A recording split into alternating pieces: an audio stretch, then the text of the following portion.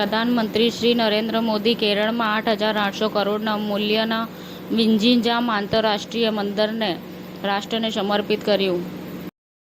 ગુજરાત સ્થાપના દિવસની ઉજવણી ગુજરાતની સંસ્કૃતિને વિવિધ ક્ષેત્રે આગળ ધપાવનાર પ્રતિભાઓનું સન્માન કરવામાં આવ્યા. અરવલ્લી આણંદ ખાતે યોજાયેલા જુનિયર કેડેટ અને સબ જુનિયર કેડેટ સ્પર્ધામાં જિલ્લાના ખેલાડીઓએ નામ રોશન કર્યું હતું. વેરાવળ અમદાવાદ ગ્રામ્ય બગોદરા પોસ્ટ 2ના પ્રોહિબિશનના ગુન્હામાં નાસ્તા ફરતા આરોપીને પકડી પાડી ધોરણસરની કાર્યવાહી કરતી Veraval city police surveillance squad. Delwada સમસ્ત મુસ્લિમ સમાજે પહેલગામના હુમલાને વખોડી વિરોધ દર્શાવ્યો. અરવલ્લી આઈસીડીએસમાં ચાલતા ભ્રષ્ટાચારના ગંભીર આક્ષેપ જિલ્લા વિકાસ અધિકારી બાદ પ્રોગ્રામ ઓફિસ સામે અધિકારીની નારાજગી.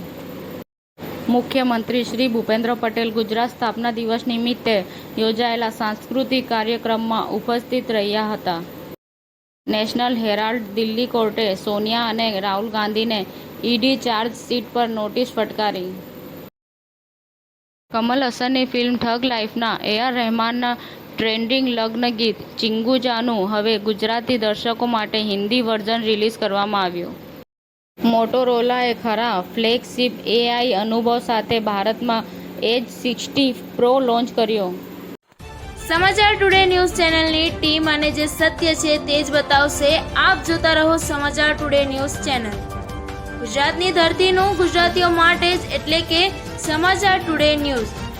અમારી સમાચાર ટુડે ન્યૂઝ ચેનલને લાઇક કરો, શેર કરો અને સબસ્ક્રાઇબ કરો અને જોડાયા રહો સમાચાર ટુડે ન્યૂઝ ચેનલ સાથે. મળશે દરરોજ ઇનામ જીતવાની તક. અમારા સભ્ય બનો, જોડાઓ અમારી સાથે.